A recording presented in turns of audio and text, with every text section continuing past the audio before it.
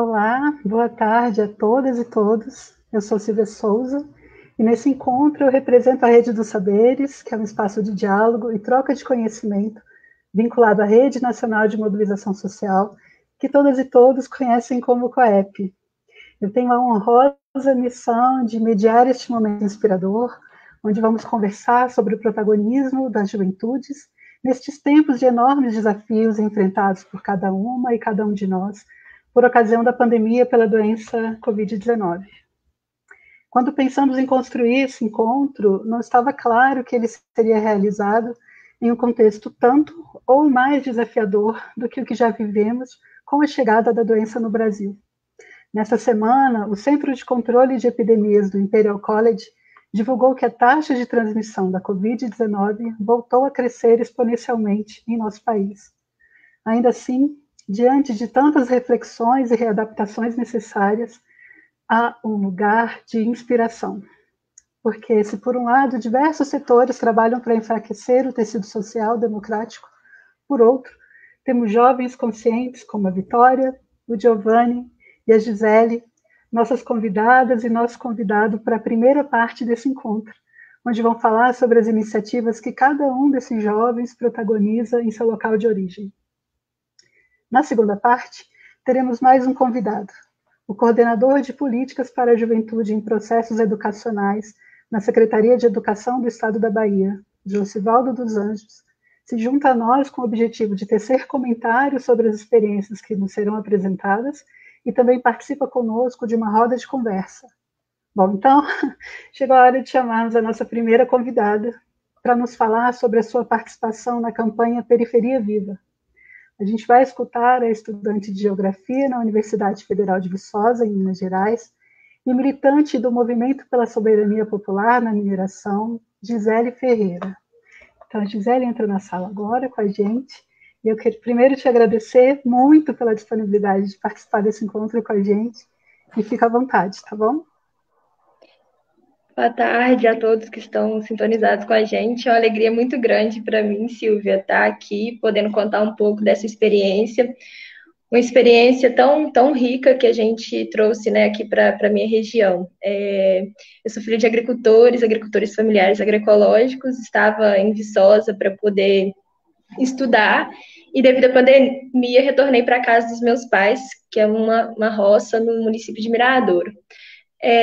Quando surgiu a pandemia, a gente viu, né, que muitas famílias entraram em situação de vulnerabilidade por falta de emprego e por perderem o emprego devido à pandemia ou porque tiveram redução nos salários.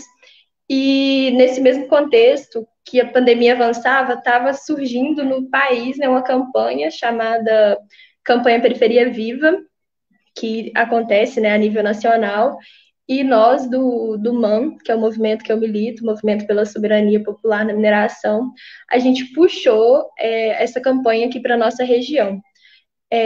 A gente atua em 3 regiões mais específicas, que é a região aqui da Serra do Brigadeiro, que é onde eu estou. A gente faz entregas, atua no município de Muriaé, mais especificamente falando, e na região do Caparaó, Simonese, Manhuaçu, aquela região ali, e na região de Viçosa e Teixeiras. Qual que é o intuito da campanha? O intuito da campanha é organizar os movimentos sociais, né, que tem nessas regiões e, de acordo com essa organização, mapear famílias que estão em situação de vulnerabilidade econômica, famílias periféricas, que estão enfrentando dificuldade. E uma outra parte da campanha que é fazer o levantamento de fundos. A gente tem uma conta bancária, então a gente atua divulgando, né, a campanha, e aí a gente levanta fundos para dividir para as 3 regiões e compra produtos da agricultura familiar e recebe doações também de produtos. Assim, eu falo que às vezes a gente quer comprar do agricultor para que ele consiga escoar a sua produção também, porque além de estar levando alimento para as periferias, está ajudando o agricultor, porque devido à pandemia, né, feira não estava tendo, agora que está voltando a começar de novo. Então, assim, a forma de escoar a produção deles tinha diminuído muito. Então, a gente queria poder estar ajudando, mas o espírito de solidariedade é muito grande. Então, às vezes, eles preferiam doar os produtos do que vender mesmo. Aí a gente faz esse diálogo com eles, compra produtos da agricultura familiar, da agroecologia, e monta os kits e entrega os kits nas periferias. Assim, uma coisa que eu gosto muito de ressaltar é a participação da juventude nesse processo todo. Em todas as nossas 3 regiões que a gente está fazendo as entregas, a montagem e as entregas dos kits é majoritariamente pela juventude. Então, mostra que a nossa juventude está preocupada com as pessoas, tentando buscar formas de estar ajudando, e a gente traz muito que a campanha Periferia Viva, ela não tem uma política somente assistencialista. A gente quer mostrar para essas famílias que, igual nas 3 regiões que eu citei, que é de Teixeiras, Viçosa, Brigadeiro e Caparaó, essas 3 regiões estão enfrentando problemas com mineradoras. As mineradoras estão querendo vir para cá, e a gente tem essa política tem esse movimento de resistência, defendendo a terra, defendendo a vida, defendendo as águas, as pessoas, a agroecologia. E a gente faz esse debate de que quem alimenta realmente essas famílias é a agricultura familiar, né? Essas grandes empresas produzem as coisas, mas para fora, para o exterior. Então, assim, quem alimenta as pessoas somos nós. Então, por isso que é tão importante, né, estar nessa luta de resistência e enfrentamento a esse modelo atual de mineração que a gente tem. E aí é nesse sentido, a gente compra dos agricultores os produtos e entrega. Assim, já foram entregues mais de toneladas de alimentos, e ver o sorriso das pessoas quando recebem esses alimentos, sabendo que é comida de verdade, que elas vão poder comer, que é uma coisa saudável. E muitas crianças, assim, eu acho que isso não tem dinheiro no mundo que pague.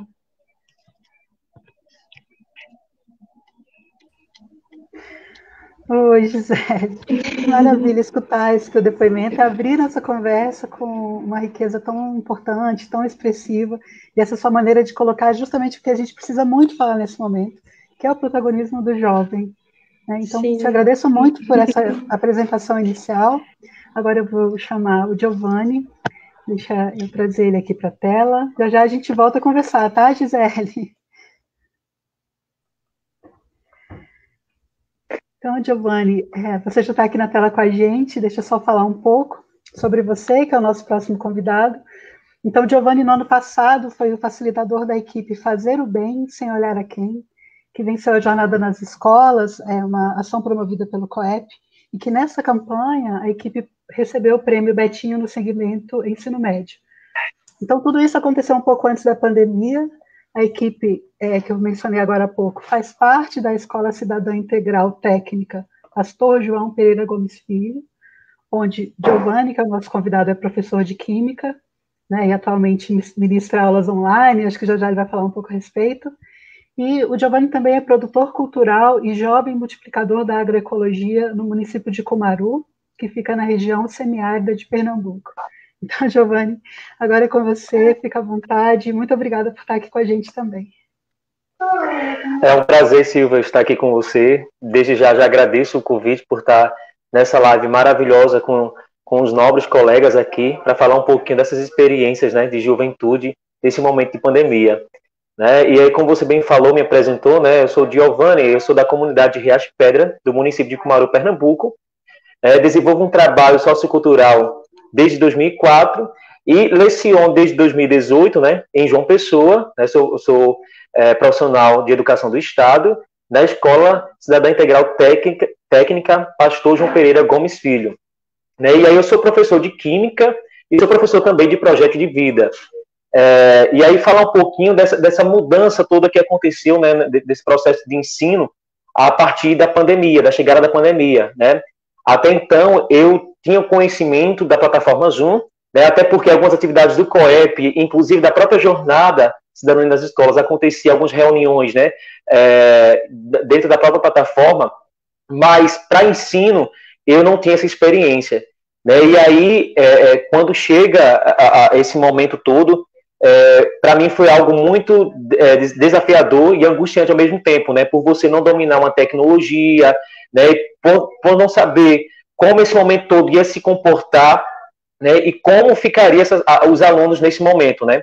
Que a nossa grande preocupação era essa, né? Como a aprendizagem desses alunos fluiriam a partir desse momento, né? E a gente passou por um processo de formação, o Estado ofereceu um processo de formação a toda a rede estadual, e a gente fez essa formação via online para poder utilizar a plataforma Meet, né, e o Google Sala de Aula, onde na plataforma Meet a gente realiza as aulas, né, toda semana, onde os alunos estão lá de forma remota, né, e o Google Sala de Aula a gente vai lançando as atividades, né, vídeos, videoaulas, né, avaliações que são inerentes às disciplinas que leciono.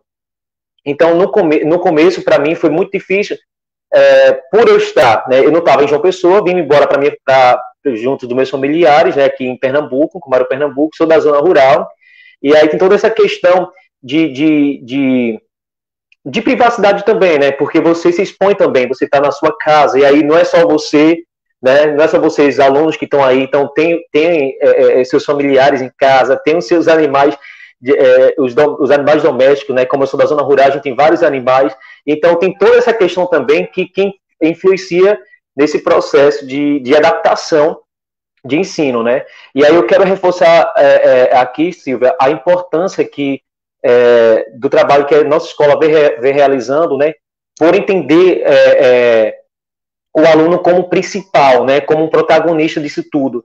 E a gente, na dificuldade, foi enxergando, porque essa pandemia ela deixou escancarado, né, essas desigualdades, né, que existem em aluno que tem condição ou não de acessar uma aula.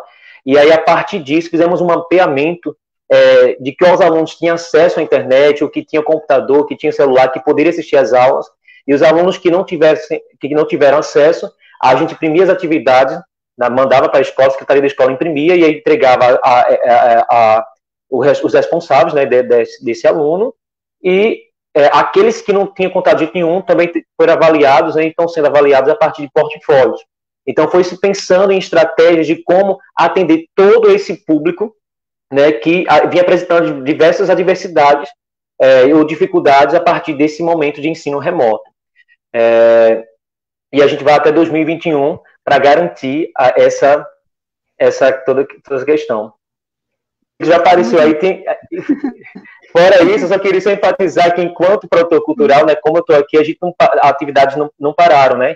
E aí a gente realizou diversas lives, como tem um trabalho cultural muito forte aqui, a gente não podia se aglomerar, então a gente foi para as redes sociais, né, fazer cultura no campo, né? Já sabe que é difícil fazer, e nesse momento de pandemia, a juventude, mais uma vez aqui na minha comunidade, protagonizou essas lives de diversos vídeos, participou de diversas atividades, como doação também de cestas básicas, de máscaras, de panfletos de orientação também ao combate ao Covid.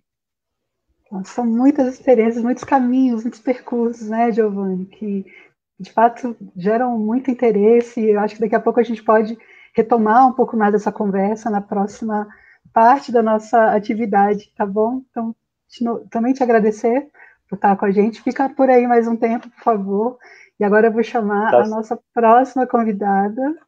Deixa eu colocar ela aqui na tela, que é a Vitória. Vitória, deixa eu só falar então também um pouquinho da sua participação. Então, no início da pandemia, o COEP criou um banco de iniciativas da sociedade civil no combate à Covid-19.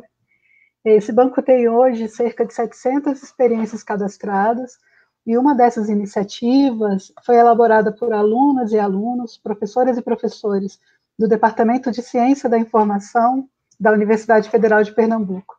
Então, para falar desse projeto que se chama No Bairro Tem, a gente já está aqui, né, com a nossa convidada, que é a Vitória de Carvalho. A Vitória, que é minha colega de profissão, estuda comunicação social na UFPE e já está se formando em jornalismo.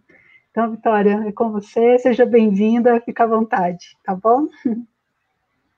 Boa tarde, gente. Obrigada pelo convite, muito gratificante. Vim aqui para falar do projeto e representar No Bairro Tem, que é uma iniciativa para unir e conectar pequenos comerciantes de bairro aos seus consumidores, visto que na pandemia foi muito difícil fomentar esse comércio de bairro, já que as pessoas estavam buscando produtos online, mais compras online. Então, a gente quis buscar esse pessoal e trazer para cá para ajudar. E os feedbacks foram os melhores possíveis. No Bairro Tem foi um projeto que me agregou e até hoje me agrega muito. Até porque a gente continua, né, apesar do comércio já ter liberado tudo mais com os horários, a gente leva lives, a gente leva conteúdo para que essas pessoas consigam continuar nesse caminho que a gente já trilhou, que é o mundo digital. Então, a gente precisa dos jovens ensinando essas pessoas e colocando, fazendo a imersão desses comerciantes de bairro no mundo digital, para eles também terem essa oportunidade de, além de conectar os seus consumidores, eles conseguirem fazer aquela ponte para fidelizar, e muitos perderam suas rendas, muitos viviam reclamando que não tinham essa oportunidade no mundo digital. Então, mesmo com o comércio aberto, né, a gente consegue trazer esse pessoal para cá e continua produzindo os conteúdos. E a gente, né, o projeto surgiu no começo da pandemia, então surgiu um convite para eu participar na equipe de imprensa, na parte de comunicação, foi muito gratificante, porque a gente ficou sem norte no início da pandemia, o que é que eu vou fazer, como vai acontecer. Então, assim, esse projeto foi, não, vamos participar, e aí a gente conseguiu abrir a mente das pessoas e também a nossa, para não ficar naquele ócio, não ficar somente consumindo notícias e tal. Então, vamos ajudar as pessoas, já que a gente está em casa, vamos procurar uma forma de poder ajudar as pessoas, mesmo de longe, mesmo distantes, vamos fazer essa conectividade. Então, sou grata demais ao projeto No Bairro Tem, até hoje a gente continua ajudando pessoas, a gente tem vários lá cadastrados na nossa plataforma, que Reginaldo cuida, a Marcela da parte de comunicação, o professor Fábio fazendo toda a coordenação. Se for citar os nomes aqui, já vai consumir muito tempo, mas é isso. O projeto, a gente quer dar continuidade e também já estamos pensando em outras formas para ajudar ainda mais esses comerciantes de bairro que estão ali, muitas vezes, precisando de um gás a mais para continuar, sabe? Precisando dessa ajuda, que os jovens precisam muito pegar essas pessoas e dizer, olha, você não precisa de dinheiro, nem precisa de muita coisa para você estar no mundo digital, para você trazer os seus consumidores, mostrar o seu negócio, fomentar o seu Instagram. Então, já que a gente tem essa onda agora mais tecnológica, então a gente trouxe eles para cá também. Que maravilha.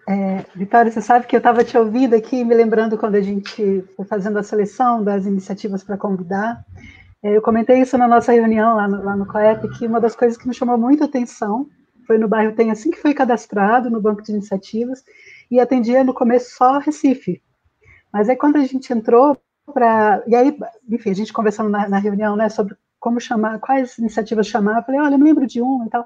E aí quando eu cheguei lá, vocês já atendiam a todo o estado de Pernambuco, né? Então é algo que realmente, enfim, é mais um motivo da gente se demonstrar extremamente satisfeito pelo teu depoimento, por essa representação desse projeto, né, dentro da ideia desse nosso encontro. Então, também agradecer a você, te dizer que aliás, já fica aqui, por favor, que eu vou agora chamar de volta a Gisele, o Giovanni, e também, gente, agora eu vou trazer um convidado, a Gisele caiu, mas já ela retorna e eu trago ela para a sala de novo. Mas eu vou chamar aqui agora também o professor Josivaldo dos Anjos. Então, deixa eu apresentar para vocês esse nosso nobre convidado, que vai participar desse momento, desse segundo momento da nossa live, quando a gente inicia uma roda de conversa. Ó, Gisele retornou. Oi, Gisele. Então, continuando, a gente agora, eu gostaria muito de primeiro apresentar o professor Josivaldo. Então ele é coordenador de políticas para a juventude em processos educacionais Bahia. É uma honra tê-lo aqui conosco, professor. Eu gostaria de comentar que o professor Josivaldo chegou a nós porque ele é autor de uma análise super interessante sobre a pesquisa Juventude e Pandemia no Brasil, que foi feita pela CONJUVE, que é o Conselho Nacional da Juventude. Então, professor, eu gostaria agora de abrir a oportunidade para que o senhor faça as suas considerações sobre as iniciativas que acabaram de ser apresentadas. Por favor, fique à vontade para seus comentários e também para tecer uma conversa com essas jovens e esses jovens que fazem parte desse momento tão especial para a gente. Fique à vontade. Professor, o seu microfone está desligado.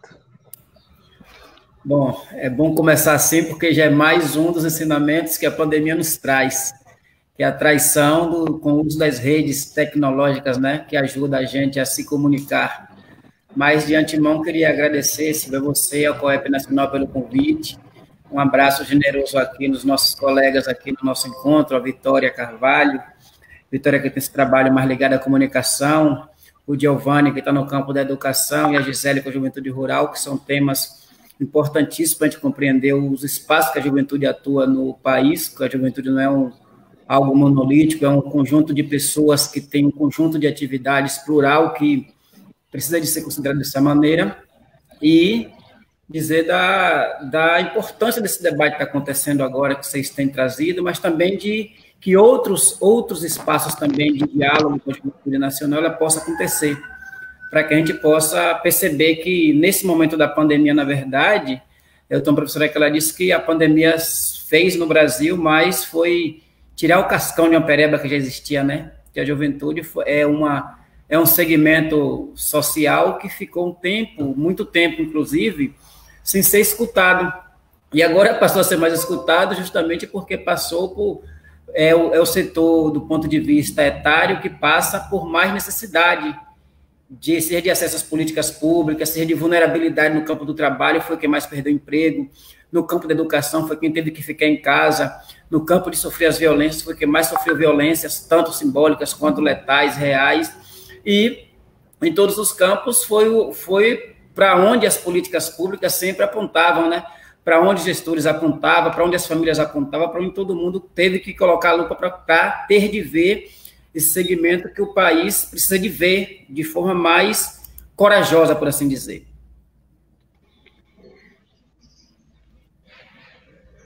Bom, então, assim, a gente aqui no estado da Bahia, Silvia, a gente, quando aconteceu o advento dessa pandemia, que foi no início do mês de no mês de março, a gente acabou fazendo aqui na Bahia um trabalho que já tinha um pouco sido feito, né? No ano passado, quando a gente assumiu a Secretaria de Educação, a coordenação de políticas para a juventude, né, que a gente chama de coordenação de política para a juventude e processos educacionais, a gente criou alguns grupos de WhatsApp para dialogar com a juventude, mesmo antes desse processo acontecer.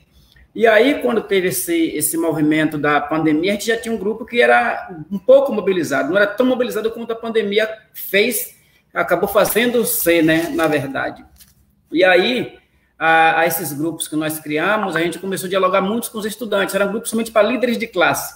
A Bahia tem um programa de líderes de classe que soma mais de 50 mil líderes de classe. Todas as salas na Bahia têm um líder e um vice-líder. Então, a gente tem 25, 26 mil salas, mais de 50 mil pessoas estão mobilizadas no dia a dia. E aí a gente sempre tinha encontros presenciais todos os anos, mas esse ano, como não teve encontro presencial, a gente começou a utilizar esses espaços para poder estabelecer mais o diálogo. E, a partir desses diálogos que a gente começou a estabelecer, a gente começou a trazer, a partir dos líderes, outros programas que tinha na rede educacional do estado da Bahia. Porque os líderes, ele tem todas as escolas, mas tem outros programas que não tem em todas as escolas. Então, a gente começou a criar outros grupos mais específicos, porque não dava para discutir somente com a juventude num dos programas que eu líder de classe. Aí a gente conseguiu criar grupos de WhatsApp também, num outro programa que nós temos, que é um programa chamado na educação superior, nós temos dois programas, que é o mais futuro, que é para os jovens que acessam a universidade, que não conseguem se manter lá. Aliás, um dos segmentos da juventude que tem que ser bem analisado, porque os jovens universitários, nós temos uma evasão muito grande, que é pouco falada, tipo, mais de quase 30% dos jovens na ensino superior se evadem do processo de educação, porque não conseguem se manter.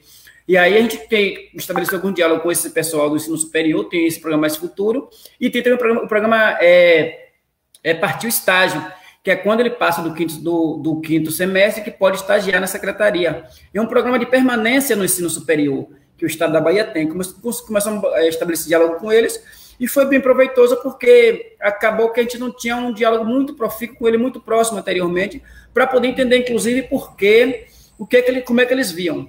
Eu acho que a gente, Silvia e todos aqui, a gente conseguiu fazer algo que eu achei bem interessante, que foi mudar um pouco a lógica de como é que se dialoga com a juventude.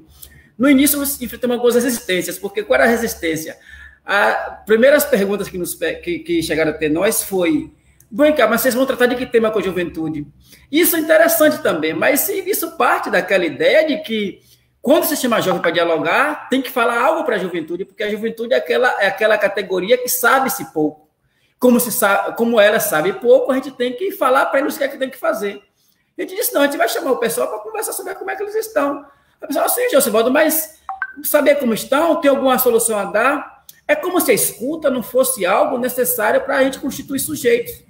Já dizia Paulo Freire que sujeito se faz na escuta e no diálogo, não se faz sujeito somente no falar. E foi bem interessante esse movimento que a gente fez, porque a gente fazia reunião, começava a reunião 9h30 da manhã para acabar 11 da manhã, 1h30 de reunião. Teve reunião que acabou 1 da tarde. E aí a sala só cabia 256 pessoas pelo que a gente fez pelo Google Meet. E aí o pessoal às vezes saía e entrava. Teve reunião nossa que teve 400 pessoas que entrando depois. Então foi interessante, porque isso mostra para a gente o seguinte: que é interessante, é necessário que a gente escute a juventude, o que eles têm a dizer. É necessário não somente para poder dar para eles a condição de sujeitos, não, mas para dar para a gente, como gestores públicos, como professores, ou como quem está alguma ONG, para dar para a gente a capacidade de elaborar políticas públicas mais qualificadas para eles, para dar para a gente a condição de poder dizer: não, isso aí que nós estamos fazendo é algo que eles solicitaram, é algo endógeno e tal. E todo esse encontro nosso teve alguns relatórios. Os relatórios passam para as áreas finalísticas nossas, porque como a coordenação de juventude, ela dialoga com a superintendência da secretaria toda, com as diversas áreas finalísticas, a gente é mais sistêmica, né? A gente fica mais na parte de interlocução. E a gente passou para o pessoal, e aí uma das questões que foi interessante foi o que eles solicitaram, né? Que foi o acompanhamento psicológico, que eu vou falar um pouquinho mais à frente.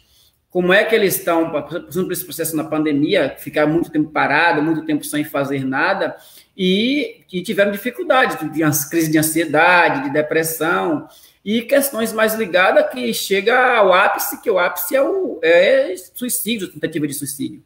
Eu acho que essa pandemia deve ensinar a gente bastante, se tem algo que ela deve ensinar para a gente, é que as nossas unidades escolares, a nossa educação, ela não pode tratar a juventude como se fosse aquele espaço ainda que a gente faz, o que Paulo Freire chamou lá no passado de educação bancária.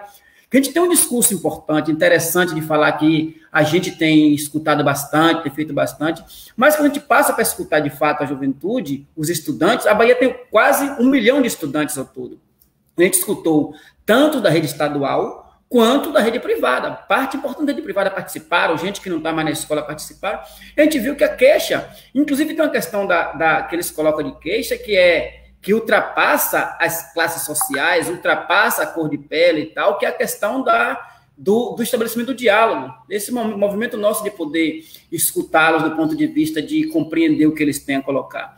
Para a gente foi muito gratificante. Para mim foi tão gratificante que eu estava numa disciplina no doutorado da UNEB, como aluno especial, e foi o que eu utilizei foi o tema que eu utilizei no meu artigo final, que foi a importância do grupo do WhatsApp para poder estabelecer a comunicação nesse momento. Foi para a gente de muita riqueza.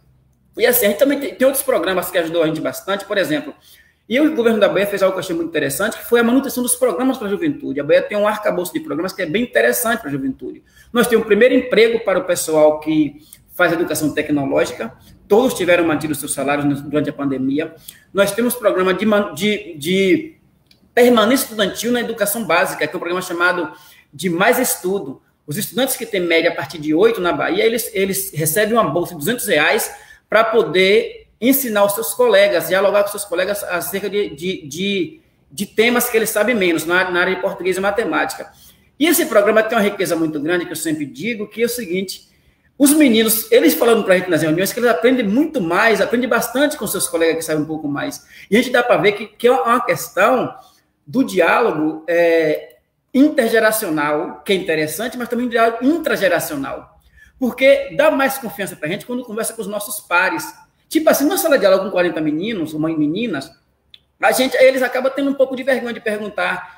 Só que entre eles, não, são amigos, são colegas e acabam dialogando bastante. E aí é um grande ganho que nós tivemos em perceber como esse programa, ele conseguiu ajudar a juntar mais os jovens no sentido deles poderem dialogar mais entre si. Porque é importante também que o diálogo dessa ideia de uma geração aprender com a outra. Mas também entre uma geração aprender com a outra, não é somente a geração mais velha que ensina mais nova. Inclusive, a gente tem até aquelas frases interessantes, né? Tipo assim, respeite os mais velhos. A gente nunca diz respeito aos mais novos. Espelho de fulano, só que o espelho de fulano sempre é o espelho de alguém que tem mais idade.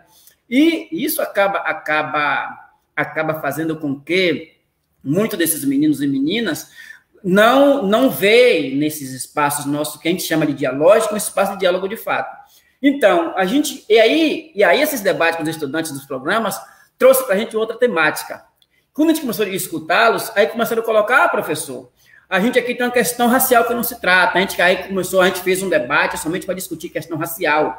Aí tinha estudantes da LGBTQIA+, fizemos diálogo com estudantes LGBTQIA+, estudantes mulheres, estudantes de campo, escolas anexas na Bahia, que nós temos 1.200 escolas aproximadamente, temos 800 escolas que são anexas, que são escolas do campo, e a gente trouxe eles para a roda de debate para escutá-los, estudantes de escola famílias agrícolas, que nós temos na Bahia também, estudantes quilombolas. Então a gente conseguiu pegar dos programas que são um arcabouço para todo mundo, da política pensada mais no campo mais geral, de trazer para os campos específicos. E aí a gente conseguiu perceber que essa diferença que nós temos de estudantes na Bahia, no Brasil também, por consequência, deve ser parecido, ela ajuda a trazer para a gente uma riqueza muito grande que devemos aprender com ela e absorver. Mas também, se não tomar cuidado, como dizia o Milton Santos, ajuda a trazer para a gente muitas desigualdades.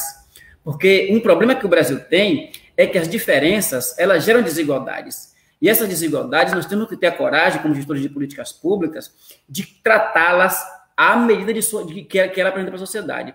Então, a gente conseguiu trazer isso para a roda de conversa, e agora estamos elaborando na Secretaria o planejamento estratégico, estamos dialogando com todas as nossas unidades, que é um diálogo bem interessante, para a gente poder ter colocado, ou para a gente poder colocar nos planejamentos das ações, como é que a gente vai lidar com as desigualdades. A gente não pode ter políticas homogêneas e achar que a gente vai conseguir alcançar a igualdade. O entendimento sobre equidade é tratar os diferentes de maneira diferentes. E a gente tem conseguido avançar um pouco com isso. Por exemplo, a gente conseguiu, para o primeiro emprego, colocar nos nossos espaços, nas secretarias da Bahia como um todo, em todos os espaços, meninos da periferia de Salvador, da periferia de Feira de Santana, de Conquista, dos lugares mais longínquos do estado da Bahia. Gente da roça, gente da cidade, que é um espaço que antes era um espaço de estagiários, que era pouco indicava. E a questão é que os estudantes da periferia, os estudantes empobrecidos, os estudantes mulheres em especial, os estudantes negros, eles não têm quem indicar, porque eles não têm. Os parentes dele nesses espaços é a senhora do cafezinho, é a mulher que está limpando o chão, que não tem a condição de poder conversar com quem faz a indicação para conseguir uma vaga de estágio. Então, esses programas acabam sendo emancipadores, que a questão é emancipar, inclusive, é uma palavra que vem do latim, mancipo, que significa escravo. Emancipar, a gente desescravizar as pessoas. E a gente, quando faz isso com a juventude, a gente ajuda bastante, porque a gente pega o recorte no país que é mais sofre, a gente vê que são jovens, mas a gente pegar o recorte de quem mais está fora do mercado de trabalho, quem mais está vulnerável no Brasil, são meninas com idade entre 15 a 17 anos, que inclusive está naquela faixa do neném, né, que muita gente tem crítica ao conceito, também tenho, que é quem nem estuda nem trabalha e nem procura emprego, inclusive, 3 NEMs. Só que, assim, essas meninas às vezes ficam em casa olhando os irmãos mais novos, ficam limpando a casa e tal. E aí é uma concepção também do machismo de achar que trabalho doméstico não é trabalho, de entender que o trabalho é o trabalho externo na casa. E aí, quando a gente trata das assimetrias, é que a gente tem que ter essa coragem de tratar as políticas públicas com esse entendimento. E aí a gente aprendeu bastante, Silvia. A gente conseguiu, dialogando com os meninos, a gente teve uma questão bem interessante, que foi perceber que muitas escolas ainda têm nome de coronéis, muitos eles falavam sem saber nem quem era. A gente, nos grupos do WhatsApp, colocamos as fotos de pessoas, referências mulheres, referências negras, como perfil da capa do WhatsApp. E aí, por exemplo, colocamos a Bell Hooks, colocamos Carolina Maria de Jesus. Aí foi interessante que a menina reconheceu, eu vi o poema dela outro dia na escola. Muito poucos fizeram isso. E agora, para dezembro, a gente está planejando o seguinte, já estamos com reuniões agendadas com todos para fazer a avaliação do ano, e aí vamos colocar referências de pessoas, especialmente pessoas negras, para que cada reunião nossa seja eles conheçam dessas referências. Porque, assim, a assimetria também é conhecida. Esse debate que a gente fala de educação, de qualidade, temos que saber o que é que a gente chama de qualidade. Porque o aprendizado de muito conteúdo, na verdade, a gente pode aprender conteúdos que não ajudam a gente a nos emanciparmos. A educação emancipadora não é educação necessariamente de qualidade, porque a gente pegar o que é qualidade para mim é uma coisa que eu defendo, a qualidade para quem está nos dominando é outra coisa. Uma qualidade que é qualidade para um dono de banco neoliberal, é ele aumentar a sua renda, o que é qualidade para gestor público, é ele cuidar mais melhor das pessoas. Então, a gente vai fazer nesse dezembro agora, já estamos agendados com os segmentos nossos, esse diálogo para explicar quem são essas pessoas. Tipo assim, a gente vai falar quem é Lewis Hamilton, quem é Ivani de Santa Bárbara, que é uma militante do movimento negro de Feira de Santana, quem é uma vereadora eleita agora em Belo Horizonte, que é a Macaé Evaristo, que são pessoas que têm um histórico importante, que é para virar de referência, porque assim, antes de perguntar, por exemplo, uma pessoa na Bahia, uma mulher baiana, independente dela ser branca ou preta, ela não tem referência de governadora, porque não teve uma governadora na Bahia. Uma pessoa preta na Bahia não tem referência também de governador. Então é importante ter essas referências nossas para que a gente possa também se espelhar. Porque o mais duro da gente é a autoestima, ela é filha na dureza da negação da existência. A gente não consegue, a gente não acha que é potente, que pode chegar a algum lugar. Eu lembro sempre de Nietzsche, quando fala da potência, que a gente acha que não pode chegar a algum lugar porque a gente não tem referência. As nossas referências são referências brancas, são referências de homens, são referências da pedagogia, da proposta europeia, são referências que não ajudam a gente a poder nos ver. E é muito interessante eu ver aqui os nossos três colegas aqui, o Giovanni, Vitória e a Gisele, porque eles trazem para a gente, por exemplo, quem está nos vendo aqui agora, vê que tem 3 jovens fazendo ações importantes em alguns lugares, que são ações que eles também possam estar fazendo. A gente, às vezes, pode achar que isso não ajuda bastante, não é algo irrelevante. Muito pelo contrário, é muito relevante isso. Muitíssimo relevante, porque quando a gente escutou nesse processo todo, a gente tinha semana de escutar, nos 5 dias, escutar mil jovens, aí a gente escutou nesse período todo uns 20 mil a 25 mil jovens ao todo. A gente tem as listas, inclusive. Então, foi interessante porque a gente via que eles falavam, inclusive numa reunião que nenhum conhecia o outro, quando falava, eu faço aqui tal coisa. Teve gente jovem nosso, estudantes, que ia para a escola para deixar atividade escrita para os outros pegarem que não tinham acesso à internet. E aí a gente aprendeu uma coisa importante, Silvia, nessa reunião de diálogo com os jovens. Aprendemos com eles. Não é conversa bonita, não. Aprendemos com eles de fato. A entender que o conceito de remoto não é um conceito geográfico, é um conceito político. A gente sempre achava que remoto era o pessoal que estava na cidade quilombola, eram os indígenas, era um povo mais distante, o povo do campo. Aí, na reunião com os meninos, a gente conseguiu aprender o seguinte: quem mora em Salvador, perto de onde a gente trabalha, perto do Cabo, no bairro lá do Caçuçuarana, fala assim, professor, não consegui ver não, porque eu não tinha acesso à internet. Aí disse, mas em Salvador não tem acesso à internet? Tem gente em Salvador que não tem acesso à internet. Então, o não acesso à educação remota, o não acesso a essa tecnologia é política, porque ela é fruto de falta de políticas públicas em muitos lugares. É falta de cabeamento, é falta de fibra ótica, muitos é falta de celulares, outros falta de computadores e tal. Então, assim, a gente sempre achava que não, tem que ter material impresso para quem está lá longe. E, às vezes, estava aqui do lado que não tinha material, quem precisava de material impresso. Porque a gente não conhecia, de fato, a partir da... Aí é que eu digo, a importância da escuta, para a gente poder saber onde é que estão os nossos. E aí, a partir daí, a gente falou, não, temos que ter algumas ações que esse pessoal tem que ter em todo canto, tem que ter atividade impressa. Porque se não tiver atividade impressa em todo canto, a gente vai estar tratando esse pessoal de forma homogênea. E aí a gente conseguiu também dialogar com as nossas áreas finalísticas, que era necessário de ter em todos os espaços. Porque às vezes a pessoa mora na cidade, num bairro, um bairro que fica próximo de uma grande... E o Brasil tem isso de característica interessante. Próximo dos bairros mais pujantes, mais enriquecidos, nós temos bairros mais populares. E nesses bairros populares tem pessoas que... Tinha gente que não tinha acesso ao celular. O celular que eles viam as nossas lives, nossas reuniões, era o celular do tio, do irmão. Às vezes era um celular que 3 ou 4 irmãos utilizavam para a mesma atividade. E às vezes era um notebook que todo mundo utilizava. Então, aconteceu bastante disso. E a gente, às vezes, achava que estava distante a questão do ensino remoto, e não estava do nosso lado. Então, isso, para a gente, foi muito interessante a gente poder compreender.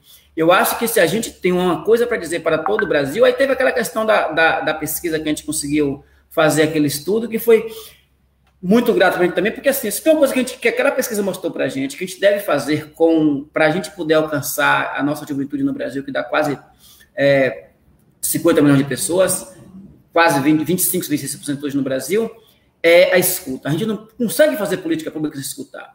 Isso é fruto de uma coisa. A gente no Brasil tem medo de jovem. Aquilo que Bourdieu falava no passado, porque o medo é algo muito violento. O medo faz com que a gente encarcere mais jovem. Sabe uma coisa que é interessante? A gente reprova mais jovem porque às vezes tem medo da juventude. A reprovação, nenhum lugar do mundo diz que reprovação ajuda ninguém para canto nenhum. Mas por que reprova tanta gente? Porque assim, a ideia, como é que a gente pune? O medo a gente está punindo. Como é que a gente faz para punir um jovem que não está dando certo, que não está lendo nossa carreira?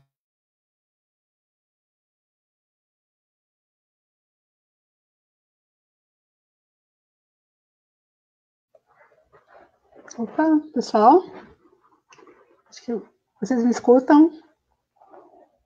A internet não conseguiu aguentar essa fala tão incrível, tão impressionante, tão inquietadora do professor Josivaldo, que caiu agora, né? Infelizmente, que pena que cortou. Mas, professor Josivaldo, assim que você puder retornar, a gente está aqui aguardando o senhor para a gente caminhar para as reflexões finais. Eu estou muito impactada, acho que são reflexões que a gente poderia desdobrar por muito tempo de conversa, e eu queria, então, nesse momento, né, em que o professor não conseguiu retornar ainda para a sala, eu vou ficar acompanhando aqui, mas enquanto isso, algum de vocês gostaria de fazer um comentário a respeito do que foi dito, Giovanni? E talvez, Giovanni, já caminhar, então, para suas considerações finais, mas pensando em trazer para a gente um pouco sobre perspectivas futuras, então, a partir da sua experiência, a partir do que traz o professor Josivaldo, e a partir de um olhar seu para o que pode vir a acontecer, enfim, a gente não sabe, na verdade, estamos imersos em incertezas, mas o que você gostaria de trazer para a gente caminhar para as nossas falas de encerramento? Pode ser? Giovanni, pode começar, por favor. Sim, posso sim, Silvia. Só fazendo um adendo, né, ao que ele falou, né, eu, enquanto professor, né, esse processo de escuta é muito importante, né, a gente vê o quantos alunos às vezes chegam na sala virtual e desabafa, faz algum relato, né, as questões psicológicas, né, ficaram muito mais afloradas nesse momento. E uma coisa, Silvia, que eu tenho feito enquanto professor de projeto de vida das minhas turmas, foi o Diário da Quarentena, né, uma experiência nossa da Rede dos Saberes, né, onde a gente compartilhava, né, as nossas vivências a partir de atividades rotineiras, né, semanais, né, e o que é que eu fiz? Também peguei a ideia do Diário da Quarentena e apliquei nas turmas, né, onde eles teriam que escrever, era um momento, um espaço de escuta, de escrita, para que eles pudessem escrever ou falar, né, aquilo que eles estavam sentindo. E assim, tem relatos incríveis mesmo, né? E muitos relatos dizem o seguinte, que foi a forma de eles desabafarem, né? De tirar a angústia, de tirar a ansiedade que eles estavam enfrentando naquele momento, né? E é uma atividade que está sendo feita para eles o ano todo. No momento que eles quiserem reescrever, eles estão fazendo isso. Uma outra coisa, Silvio, que estamos fazendo agora, nesse momento, e orientando os nossos alunos, é fazer ciência em casa, né? A gente faz uma exposição, né? Tipo uma feira de conhecimentos, né? E aí, como a gente não pode se aglomerar esse ano, a ideia é que os alunos possam apresentar de forma virtual, né, seus experimentos, né, seja físicos, químicos, biológicos, a partir da sua casa, né, seu laboratório em sua casa. Não tem isso.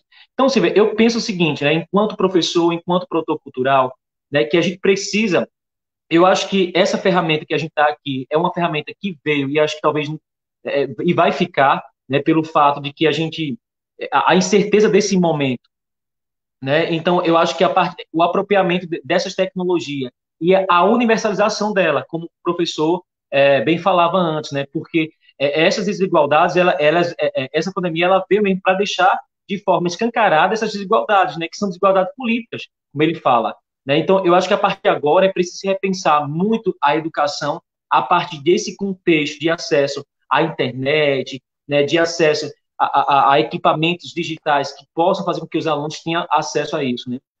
E enquanto comunidade, enquanto produtor cultural, enquanto compositor, jovem multiplicador da agroecologia, né, as redes sociais têm sido bastante importantes para nós nesse momento, né? Até então a gente postava sem muita intenção, né? Só queria compartilhar mesmo, e agora a gente realmente tem um grupo de comunicação na comunidade, liderados por jovens, pensando nos conteúdos que são postados nessas redes, né? Levando aquilo que a gente já fazia e o que a gente pensou em fazer a partir disso, como as lives.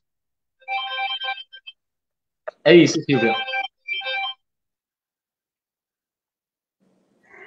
Professor Josivaldo, que bom que você retornou. Eu estava dizendo aqui ao grupo que a internet não aguentou sua fala tão impactante, tão incrível, tão impressionante, que nem a internet aguentou tantas coisas interessantes que a gente precisa. Eu acho que daria para desdobrar em muitos outros encontros todas as reflexões tão especiais, interessantes que o senhor trouxe para a gente. E aí o Giovanni fez uma fala um pouco sobre... Fez uma fala agora, né, desdobrando um pouco o que o senhor havia dito, falando mais um pouco da sua experiência. E agora acho que a Vitória, pode ser você, Vitória, falar um pouquinho? Ok. O professor Josivaldo está instável ainda, né? Vou só retirar aqui da tela e tentar colocar novamente, e aí, Vitória, fica à vontade, tá bom? Bom, pegando o gancho, né, dos colegas, acho que a palavra que anda lado a lado com juventude é representatividade, né, em tudo que a gente faz hoje em dia.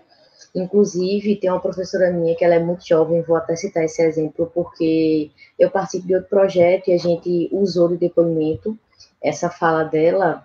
Ela tinha um aluno que não estava assistindo às aulas e esse aluno foi até a casa dela para avisar que não tinha espaço no celular, que o celular não aguentava o aplicativo, que ela tinha que deixar lá para ele poder assistir a aula.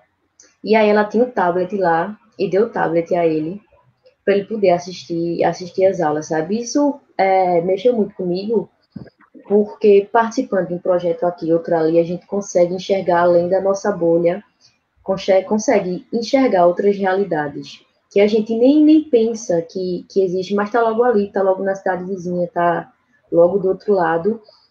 O projeto no bairro também me proporcionou, como o Silvia falou, que a gente atende hoje em todo o estado de Pernambuco, a ter contato com as pessoas, os veículos de comunicação e pedir, né, para as rádios, porque os comerciantes a gente sabe que escuta muito rádio, para fazer essa divulgação. Então, assim, são outras realidades que a gente ajuda a mudar e que agrega muito.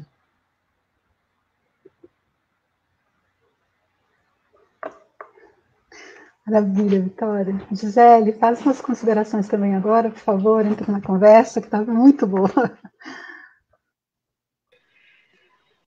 Minha internet está um pouco instável aqui, mas acho que é isso, né? A gente aprendendo a lidar com esse mundo tecnológico. Muito honrada de estar aqui nesse espaço com vocês. Achei todas as falas assim muito inspiradoras. Saio com a bagagem cheia de inspirações de vocês. E queria dizer, né, que assim, eu acho que a nossa juventude ela quer ter vez, ter voz. E é isso, a gente precisa de ocupar os espaços, de ser protagonistas, e precisamos que as pessoas que já estão nos movimentos nos acolham e nos insiram neles. Porque quando a gente entra, a gente bota o negócio para quebrar e a gente faz dar certo, né? E eu gostaria de terminar com uma frase do Che Guevara, que sempre me inspirou, que é ser jovem e não ser revolucionário é uma contradição genética. Então, assim, está no nosso sangue esse espírito revolucionário. E muito obrigada pela oportunidade. Estou realmente muito honrada de ter participado com vocês. Aprendi muito. Obrigada, Gisele. Professor Josivaldo, então, eu devolvo ao senhor a palavra. Espero que agora a internet se estabilize para que o senhor possa, né, fazer um encerramento, se despedir do grupo, com certeza nos deixando transformados e inspirados e inquietados e muito movidos pelas suas palavras tão preciosas. Realmente é uma grande aula, um momento muito, muito especial. E aí também deixa eu aproveitar e agradecer Gisele, Giovanni, Vitória, pela participação de vocês. Daqui a pouquinho eu entro só para fazer uma última fala de encerramento, mas antes disso eu não posso deixar de devolver a palavra ao professor Josivaldo.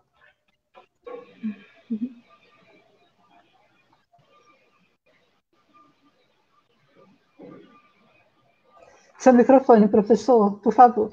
Nós não escutamos. Bom, eu que agradeço bastante a vocês mais uma vez. A internet geralmente não cai, mas hoje caiu, né? Esse aprendizado nosso é contínuo com esse acesso às tecnologias, né?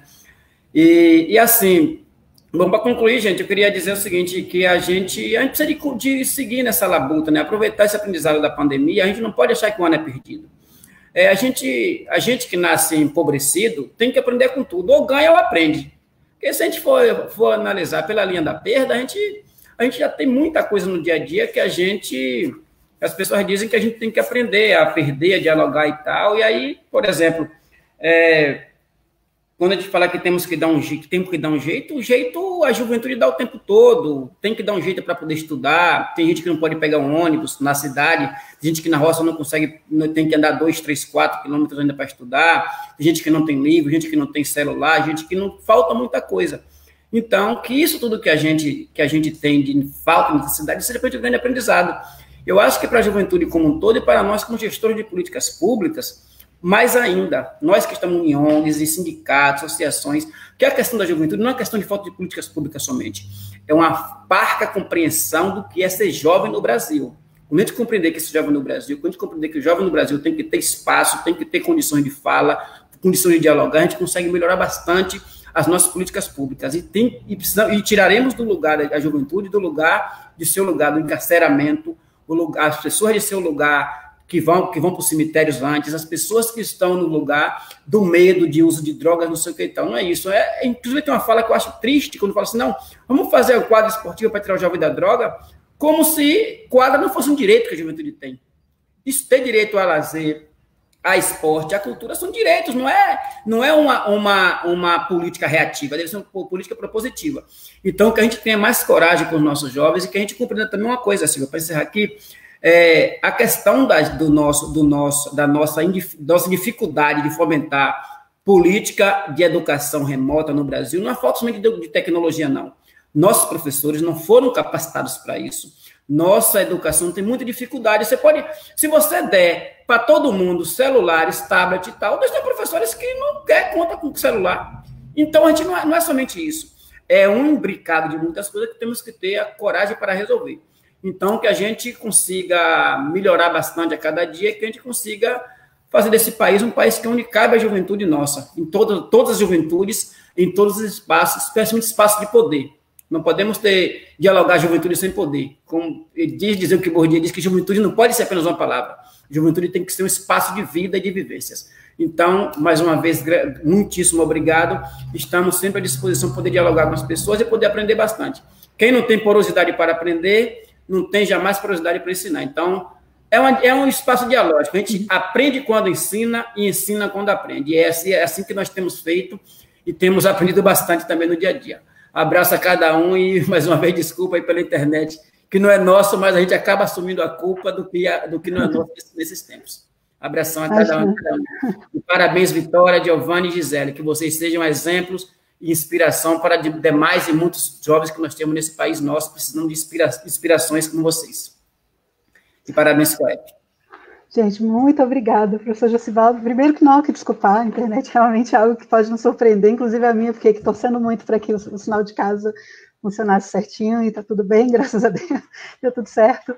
Então, professor Josivaldo, de novo, me agradecer muito a participação do senhor, Giovanni, Vitória, e agora eu vou tirar vocês da tela, Gisele, e agora eu vou tirar vocês da tela para fazer só uma fala de encerramento, mas deixando o meu abraço profundo e uma grande admiração por todo esse processo. Com certeza eu vou revisitar essa live muitas vezes, é um vídeo que eu quero ouvir de novo para assistir e ouvir de novo para aprender ainda mais, porque são informações tão importantes e que vão entrando aos poucos, porque daqui eu sei que muitas inspirações e muitos momentos de reflexão vão surgir ainda, né, vão reverberar ainda dentro de mim, acho que dentro de vocês, dentro de quem esteve com a gente até aqui. Então, muito obrigada a vocês, tá bom?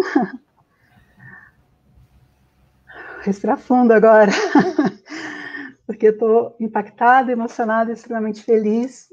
Então, em nome da Rede dos Saberes e do COEP, eu agradeço imensamente a participação desses nossos queridos e queridas convidados. Muito obrigada. Eu também quero agradecer as pessoas que nos acompanharam até aqui, dizer que para saber mais do trabalho do COEP, eu peço que vocês, por favor, entrem no nosso site, vou colocar aqui na tela agora, www.coepbrasil.org.br. Dizer a vocês que a partir do encontro de hoje, eu anuncio a abertura ao público da Rede dos Saberes. Então, Giovanni trouxe um pouco na fala dele, porque a rede era um espaço de diálogo e troca de conhecimento que na fase piloto contou com a colaboração das comunitárias e dos comunitários que participam dos nossos projetos no semiárido. Então, na próxima semana, a gente vai dar continuidade ao diálogo que a gente começou aqui, nesse encontro, e a gente vai iniciar um fórum de discussão aberto a todas e todos que se interessem em continuar conversando com a gente sobre esse tema, juventudes em tempos de pandemia. Então, basta, nesse caso, entrar no nosso outro endereço, que é esse site aqui, rededossaberes.org.br. Último recado, por favor, sempre que possível, fiquem em casa. A pandemia ainda não acabou, gente. Então, quando precisarem sair, lembrem-se das máscaras e demais medidas de segurança necessárias para manter a sua segurança e a segurança do seu próximo. Muito obrigada, bom início de noite a todas e todos, e até a próxima.